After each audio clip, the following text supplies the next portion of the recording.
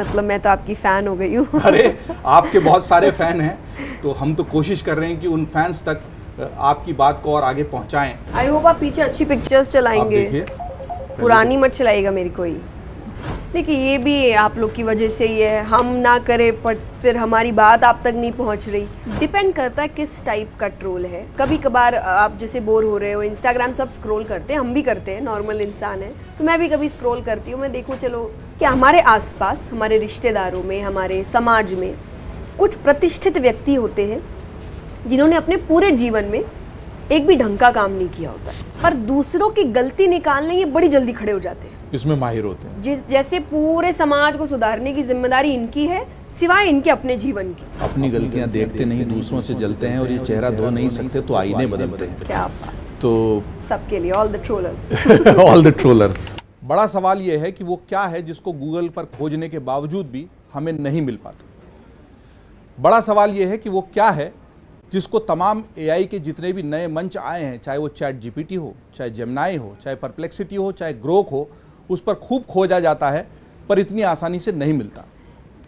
वो क्या है जिसकी कमी तमाम बड़ी ऊंची इमारतों, शॉपिंग मॉल्स, फ्लाईओवर और बुलेट ट्रेन के बावजूद भी महसूस होती है।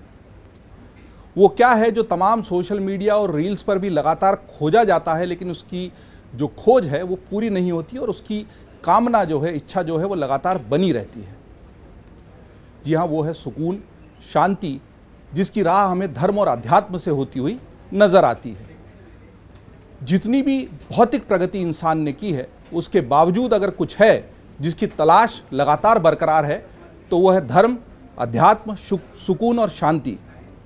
वो क्या है जो भारत से निकलकर दुनिया में लगातार एक संदेश देता है। भारत से निकलने वाला योग बाहर जाकर चाहे योगा हो जाए, पर लगातार उसकी चर्चा बनी रहती है।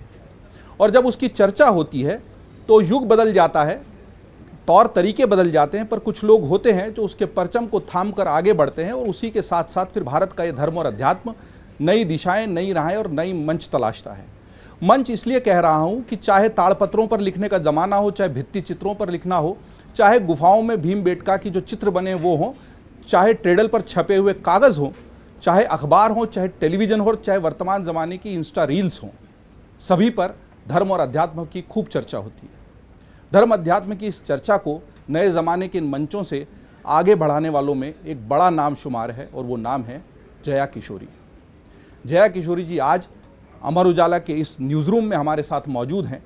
जया किशोरी वो जिन्होंने 7 साल की उम्र में ही धर्म और अध्यात्म की इस राह को पकड़ा और तमाम चर्चाओं, कुछ विवादों और बहुत सारे कथावाचनों के बाद वो उस मुकाम पर है जहाँ पर जया किशोरी का नाम लेते ही लोग ध्यान से सुनने लगते हैं कि अब वो क्या कहने वाली हैं।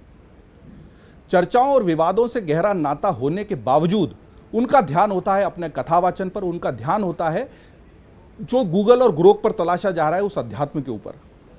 और इसीलिए जब हमने देखा कि तमाम आधुनिक साधनों के बावजूद ये जो धर्म अध्यात्म की खोज है उसके लिए कुछ अलग नए ज़माने का डेस्टिनेशन भी होना चाहिए, हमने सोचा कि अमर उजाला पर लगातार हम जो खबरें बनाते हैं उसके बावजूद अगर धर्म और अध्यात्म की इतनी तलाश की जा रही है तो उसको केवल एक कैटेगरी के रूप में प्रस्तुत करके काम नहीं चलेगा। और इसीलिए केवल धर्म और अध्यात्म के ऊपर आधारित हमने एक नई वेबसाइट, एक नया ऐप, नया उपक्रम बनाया और उसका नाम रखा जीवांजलि। जी हाँ, जीवांजलि के माने ये हैं कि हम जीवन को अंजूरी में भरकर एक अर्घ्य दे रहे हैं। अर्घ्य भारत की उस सनातन शाश्वत संस्कृति के प्रति, उस धर्म और अध्यात्म के प्रति जो आज भी तमाम तरक्की के बावजूद एक प्रकाश स्तंभ की तरह खड़ा है और हमें राह दिखाता है। राह दिखाने वाली इस प्रकाश स्तंभ की जीवांजलि की आध्यात्मिक यात्रा से जया किशोरी जी भी जुड़ गई हैं। हमारे बीच में पधारी जया किशोरी जी से आज हम खास बातचीत करेंगे। जया जी, आपका अमर उजाला के इस न्यूज़ रूम में स्वागत है। बहुत बहुत धन्यवाद, बहुत बहुत धन्यवाद इतने अच्छे शब्दों के लिए। मतलब मैं तो आपकी फ़ैन हो गई हूँ। अरे आपके बहुत सारे फ़ैन हैं, तो हम तो कोशिश कर रहे हैं कि उन फैंस तक आपकी बात को और आगे पहुँचाएँ।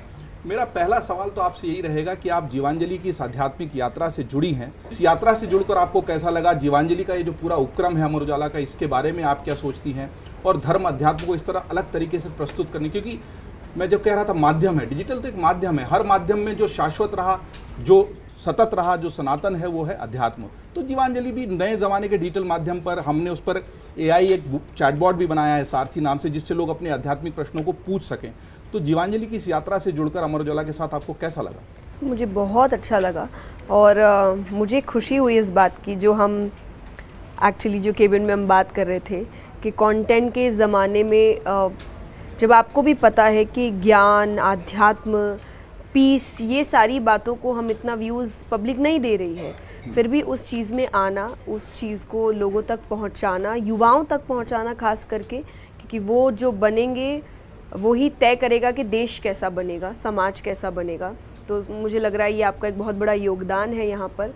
और इस यात्रा से मैं जुड़ी 3 शहरों को हमने देखा जहाँ पे बहुत अच्छी संख्या में लोग आए, और उसे ये भी समझ आ रहा है कि ऐसा नहीं है कि लोग जुड़ नहीं रहे हैं। अच्छाई आज भी कूल है, अच्छाई आज भी फैशन में है, बस आपको उसको एक अच्छे पैकेजिंग के साथ देना पड़ेगा। मुझे लगता है कि अब लोग पैकेजिंग पे बहुत ज़्यादा ध्यान दे रहे हैं कि अगर पैकेजिंग अच्छी है तो अध्यात्म से भी जुड़ना चाह रहे हैं।